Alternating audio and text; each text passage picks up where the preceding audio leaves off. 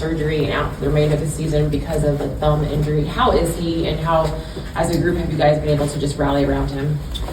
He's in good spirits. Obviously, we would love to have him playing because this games and minutes are valuable for everybody's development. But I'm very happy with what I've seen from Daron, the hard work he put in the summer, and how much better he's gotten. So obviously we don't want to see that, but we know it's fixable, and we'll go into surgery. And then we'll have a timetable after he gets it done. Do you know if it was a particular play in a certain game that the injury happened? The Memphis game, I believe. I mean, I know that it was bothering him, but then I saw him grabbing his hand, and that's why I have him subbed out to look at it, and that's when it all happened.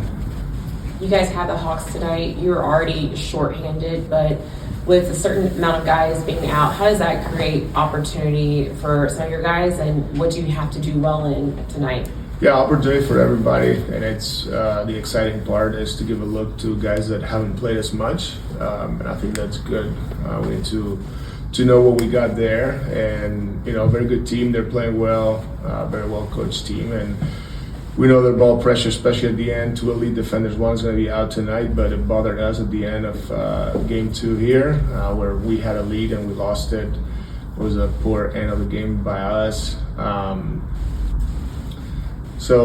And then defensively, we got to be ready to get back because they're, a team that plays at a high pace and a team that drives. And we struggle rebounding in game 2, so finishing possession is always important. So ready for this challenge, and all these guys are going to have looks and they're going to be able to play. Excited to see what they have. Jordi, what have you seen from Ben? What have you seen from Ben over the last couple of games that maybe is encouraging or shows growth? Yeah, I've seen improvement. I think his ball pressure. Steve and I keep telling him that we believe that he's a very good defender. His ball pressure, his size, he's more than capable of doing it. Sometimes he floats around, and now he's responded to that. I think he's responded to the challenge, which is good to see. Now we got the challenge in the NBA when you've never played this amount of game, and the cadence of games is like they keep coming. And when you're that young, 19. You don't know until you know. And then offensively, playing pick and roll, making right decisions, but playing off 2 feet, all those things that help him be efficient. And we see the improvement. So very important for him this games coming up and going into the summer. I know you haven't seen a ton of them yet, but just that dunk obviously stood out the other night, the athleticism of that, but just what has stood out to you about him and observing him through the first few weeks here? Yeah, he had one against the Celtics that I thought was very impressive, and he had one the other day. Obviously, I didn't teach him to do that. And when you see it, how quick he gets there, and you're like, oh wow, he's gonna do it, and he does it, and everybody's reaction was pretty cool. So excited for him because when he had the chance to play, and then he sat for a couple of games. The thing that stood out is, we're asking him to pressure the ball to pick up full court, and he did an amazing job. He's trying to do everything we ask him to do. You see the size. He's going to let it fly, and those things are positive. So I'm excited to watch him play too. The Hawks, their assist numbers are eye-catching. Curious, when you watch them move the ball, is there anything particular that stands out to you about what they do? A team that plays the right way.